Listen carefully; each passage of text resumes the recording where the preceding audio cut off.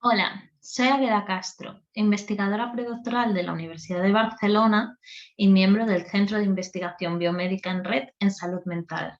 Y en este contexto de la Nit Europea de la Recerca, me gustaría explicaros un poco acerca de mi trabajo, de la biología del estrés y las consecuencias que éste puede tener en el organismo, tanto a nivel psicológico como biológico. Y para ello, me gustaría un poco entrar en la definición de qué se entiende por estrés.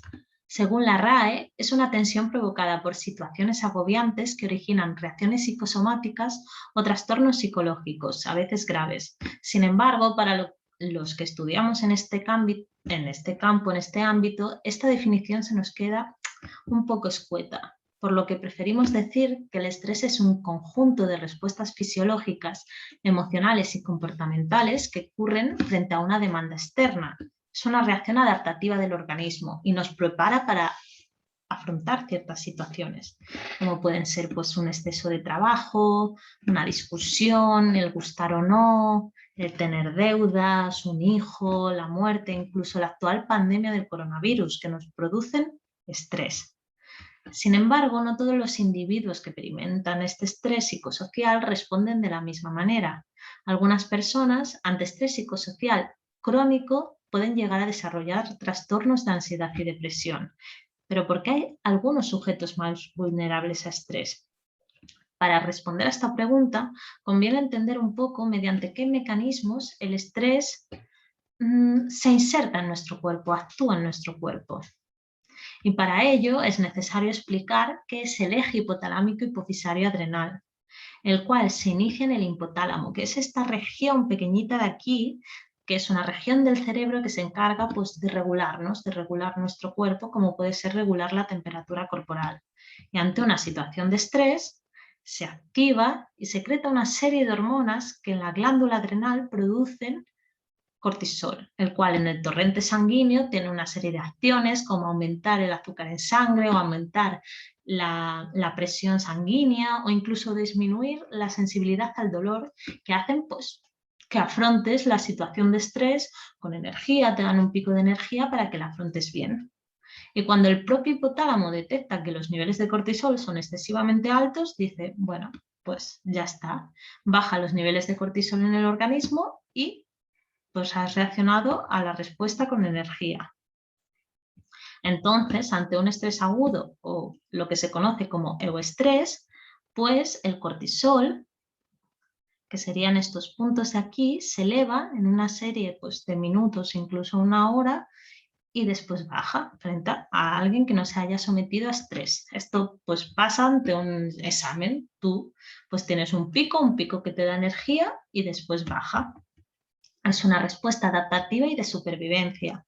Permite reaccionar a situaciones que demandan atención y la activación es transitoria en cuestión de minutos u horas. Sin embargo, cuando el estrés que se produce es continuo, es crónico o lo que se conoce como distrés, pues el eje, en vez de aumentar a los minutos y después disminuir el cortisol, lo que hace es no ser capaz de activarse, no ser capaz de enfrentarse a esa situación aguda de estrés. Y esto pasa, pues, por ejemplo, en los niños que han sufrido maltrato, que han sufrido estrés crónico durante una serie de tiempo, que cuando se les presenta una situación de estrés agudo, como pueda ser pues, un examen, pues no son capaces de reaccionar. Por lo tanto, el estrés crónico deteriora la salud física y mental y predominan sentimientos negativos de tristeza, ira, desesperanza y no se es capaz de activar el eje ante una situación de estrés agudo. Por lo tanto, si mirásemos lo que se llama la curva del estrés, un poco de estrés nos podría producir incluso una zona de comodidad, porque al final es necesario que seamos capaces de enfrentarnos a situaciones que pueden darse en el día a día. Sin embargo, niveles excesivos pues pueden llegar a afectar a la salud. Pero ¿qué sentido tiene que ciertas situaciones, sobre todo estamos hablando de situaciones sociales, puedan llegar a producir cambios pues, biológicos e incluso duraderos en el organismo? Aquí tenemos que ver un poco la perspectiva evolutiva. Es decir, tradicionalmente estábamos sometidos a situaciones como era ser perseguidos por animales que nos atacaban, en la propia caza, e incluso estar expuestos a ciertos microorganismos que hacían pues, que se activasen pues, el cortisol que nos da energía, incluso el propio sistema inmune para protegernos ante situaciones que considerábamos estresantes. Sin embargo, en la actualidad estas situaciones pues, han pasado a ser pues, un excesivo trabajo o una multitud en la que nos sentimos agobiados, no gustar, no tener un buen colchón económico, incluso excesivo exposición a exámenes, a tensión, las que nos producen unos cambios fisiológicos, un aumento del cortisol o de otras proteínas que se nos producían ante las situaciones de estrés que antes veíamos. La respuesta a estrés a nivel orgánico no ha cambiado en el periodo de estos años. Pero sin embargo, ¿por qué hay algunos sujetos más vulnerables a estrés? Esto puede deberse debido a ciertas circunstancias psicológicas. El tiempo de duración del estresor no es lo mismo que algo te haya pasado una vez o te pase de manera continuada. Diferencias culturales, vivencias previas del individuo. Que tú te tengas que enfrentar a un estresor, pero que hayas sufrido ciertas situaciones de maltrato, por ejemplo, de pequeño. También biológicas, una vulnerabilidad genética e incluso ciertos cambios epigenéticos que no se dan puramente en el ADN, sino en el material que lo rodea, sin embargo, tienen consecuencias de expresión en él, que pueden llegar a pasar, a transmitirse a la descendencia. Y también el momento endogénico, el momento de la vida en el que se da ese estrés, ya que alteraciones en edades tempranas tienen consecuencias más severas y duraderas. Por tanto, podríamos decir que alteraciones en el organismo podrían llegar a producir alteraciones cerebrales, cambios cerebrales, y estos serían el cuadro clínico de la enfermedad, de la sintomatología mental y también de la sintomatología física. Entonces, ¿de qué nos encargamos los biólogos, con toda esta información que hacemos? Pues en gran parte tratamos de buscar biomarcadores, los cuales son definidos como una sustancia, estructura o proceso que puede ser medido en el organismo o sus productos y nos puede servir de indicador de un proceso biológico normal, un proceso biológico patogénico o incluso la respuesta a un tratamiento psicofarmacológico. Y una detección temprana, estos biomarcadores nos pueden ayudar. Nunca de manera individual, siempre con ayuda de otras herramientas, como pueden ser test psicológicos o manuales de diagnóstico de trastorno mental, pero la combinación del biomarcador biológico y de estos test nos pueden ayudar a una detección más temprana de lo que es un trastorno y también de un tratamiento más personalizado. Si sabemos que están afectadas según qué vías y no otras y demás, pues nos puede ayudar a poder tratar mejor a la persona. Yo concretamente estudio biomarcadores de estrés crónico en las primeras etapas de la vida, es decir, en la infancia, en la niñez y en los adolescentes. Si tuviéramos que hablar de absolutamente todos los biomarcadores que existen en niños y adolescentes a día de hoy, no cabrían en una diapositiva. Pero brevemente os voy a introducir algunos. De uno ya sabéis casi todo, que es el cortisol. Inicialmente se empezó a estudiar pues a nivel plasmático, a nivel sanguíneo. Sin embargo, estamos hablando de niños y adolescentes. Y esta medida, pues, al final es invasiva, es extraer sangre a la persona. Por lo tanto, no es lo ideal. Y se tratan de buscar medidas alternativas, medidas no invasivas, como pueden ser la saliva, la cual te puede dar más o menos información de la concentración del cortisol en ese momento concreto, la orina, que te da información del cortisol en un periodo de aproximadamente 24 horas, y de pelo, que te da la información del cortisol de aproximadamente 1 mes por centímetro, es decir, los centímetros que se acumulan justo al inicio de la raíz tienen el cortisol acumulado de 1 mes entero. Esta información es válida más o menos para los primeros 3 centímetros. Y se ha visto, por ejemplo, en saliva, que hay niveles de cortisol alterados en niños con bajo nivel socioeconómico, en adolescentes con conflictos familiares, también en orina, en niños con negligencia severa o incluso en pelo, en niños que tienen estrés parental o exposición psicosocial temprana, un menor estatus socioeconómico.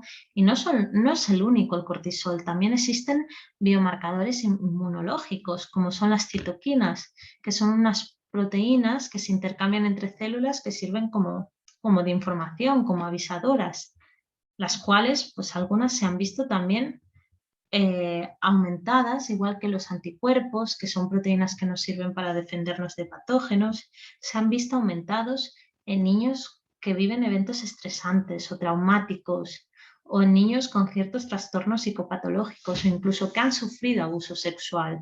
O sea, también el sistema inmune se ha visto alterado en estos niños. Y también el propio cerebro, que puede servir de biomarcador, ya que se ha visto un menor volumen hipocampal que se encarga de la memoria, y también un menor volumen de la amígdala, que se encarga de las emociones, en niños con bajo nivel socioeconómico o niños expuestos a eventos traumáticos. También existen biomarcadores metabólicos como la insulina, o cardiovasculares como la presión sanguínea, antropométricos como el BMI, la altura, incluso genéticos o epigenéticos.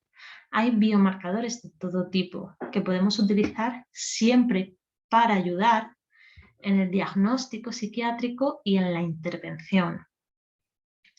Yo específicamente, dentro de estudiar el estrés en edades tempranas y sus consecuencias, me voy a las edades más tempranas.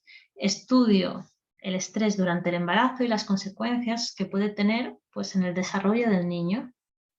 Por tanto, estudio plenamente el embarazo y se sabe que es un periodo de cambios fisiológicos brutales, de todos los que os podáis imaginar, del sistema nervioso, el sistema inmune, de las glándulas mamarias, del hígado. Y nuestro amigo el cortisol también se ha visto que cambia durante el embarazo. Aquí podemos observar el eje hipotalámico hipofisario adrenal de la madre, que finalmente se produce cortisol. Y este se sabe que aumenta durante el embarazo. Es la placenta la que secreta una hormona que hace que el eje de la madre produzca más cortisol. Y esto se puede entender desde una perspectiva fisiológica, evolutiva. Es un momento en el que tú necesitas estar preparada porque se va a producir un cambio importante. Y al final, pues te da ese aumento de energía. Sin embargo, paradójicamente, cuando los niveles son excesivamente altos, pueden llegar a ser tóxicos para el neurodesarrollo del feto. Pero el cuerpo, la biología humana, que sabe mucho, lo que hace es, mediante un sistema bioquímico de la placenta, permitir que solo más o menos el 10-20% del cortisol materno entre en la placenta. Y el otro 80% pues, se queda en el plasma de la madre. De manera que el propio eje del niño que se está formando se puede llegar a formar pues, de manera natural, normal, y el niño a desarrollar pues de una manera natural. Sin embargo, si los niveles de cortisol aumentan por situaciones de excesivo estrés, como hemos visto que podía pasar, pues este sistema de buffering, de que evita que entre tanto cortisol, puede llegar a no funcionar, haciendo que pase más cortisol al feto y alterando no solo su neurodesarrollo, sino el propio desarrollo del eje hipotalámico hipofisario adrenal, de manera que puede que ese niño en un futuro, ante una situación de estrés, pues tenga ese eje desregulado y no sea capaz de reaccionar. De hecho, se ha visto en un estudio de 104 mujeres en el que en el tercer trimestre se midió la ansiedad, la sintomatología depresiva y también ciertas moléculas de estrés como el cortisol, incluso inmunitarias, y después en los niños a las 12 semanas se examinó el desarrollo cognitivo del niño y el cuidado materno. Pues en esta tabla de resultados, resumidamente, lo que vieron es que el cortisol diurno materno era más alto en las madres con mayor sintomatología depresiva y mayor ansiedad, así como niveles más altos de ciertas proteínas inmunitarias, los cuales se asociaron de manera independiente con un menor desarrollo cognitivo del niño a los 3 meses. Es decir, no solo el cortisol, sino también ciertas moléculas inmunitarias se pueden alterar ante situaciones de estrés, de sintomatología depresiva, de tener ciertos trastornos durante el embarazo que alteran ciertos mecanismos de la madre, biológicos, hormonales, inmunológicos, que pueden afectar al desarrollo del feto. Que lo importante aquí no es que el haber sufrido cierto trastorno de más, pues ya tenga consecuencias que no son modificables durante el desarrollo. Es detectar qué consecuencias pueden tener para poder intervenir y que las consecuencias no sean inamovibles. Actuar en un desarrollo temprano para que se puedan producir cambios y el niño se desarrolle con total normalidad.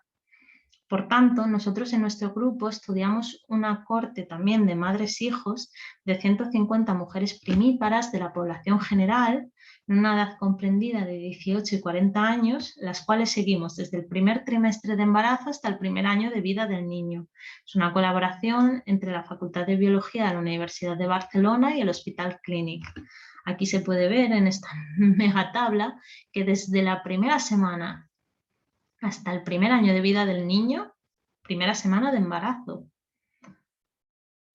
extraemos un montón de información biológica, también psicológica de la madre en el parto, en el niño, para tener una visión global del estado de salud psicológico y de cómo es básicamente la madre y de cómo esto puede afectar o no al niño y también de cómo continúa el estado de salud de la madre al año. Es un proyecto que llevan vigente desde el 2017, contamos terminar más o menos aproximadamente en el 2022-2023 y es que claro, desde la primera semana hasta el primer año de vida pasa mucho tiempo y es mucho tiempo invertido. Y es un proyecto en el cual también colaboramos con la Universidad de Oviedo, colabora con nosotros.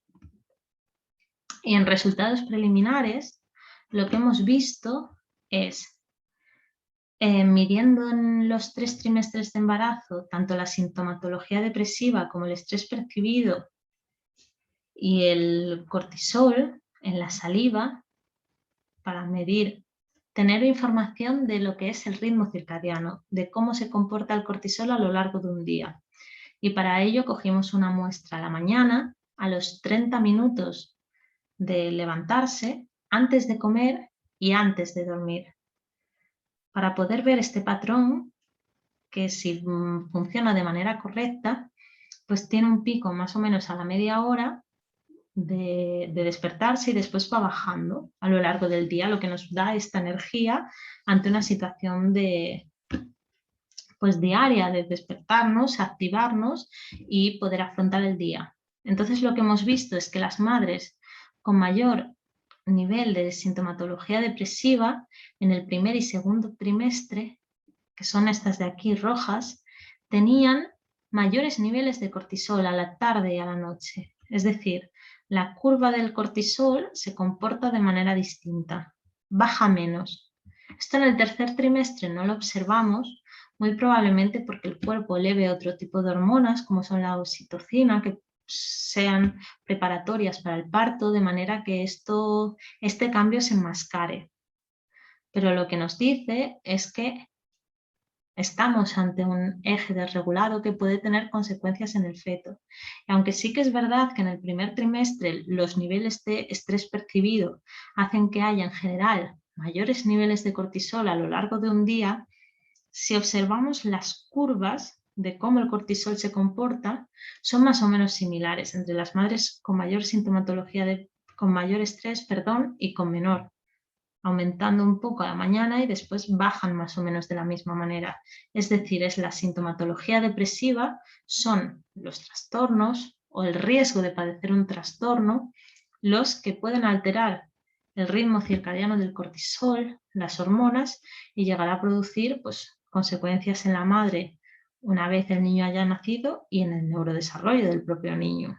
Por lo tanto, podemos concluir que el estrés es una reacción adaptativa del organismo y nos prepara para afrontar situaciones que son importantes para nosotros. Ante una situación de estrés prolongado o crónico, estas respuestas biológicas pueden desregularse, aumentando el riesgo a sufrir un trastorno.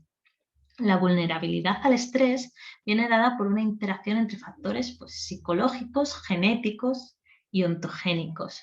Los biomarcadores nos permiten tener una detección temprana y tratamiento personalizado, insisto, siempre con ayuda de otros mecanismos que actualmente existen para medir un trastorno psicológico o observar si existe un trastorno psicológico psiquiátrico, como pueden ser cuestionarios o test. En niños y adolescentes se buscan medidas no invasivas. Y el embarazo es un periodo de múltiples cambios fisiológicos y el estrés durante el embarazo puede producir cambios hormonales e inmunológicos en la madre, en el niño e inducir alteraciones en su desarrollo cognitivo. Este es mi grupo de investigación. Muchísimas gracias por vuestra atención. Os dejo aquí mi correo para si tenéis cualquier duda o necesitáis cualquier cosa, me escribáis o nos escribáis, estaremos encantados de atenderos. De verdad que muchas gracias y gracias por haberme dado la oportunidad de hablar en esta nit de la recerca y haber compartido un poco de mi conocimiento con vosotros.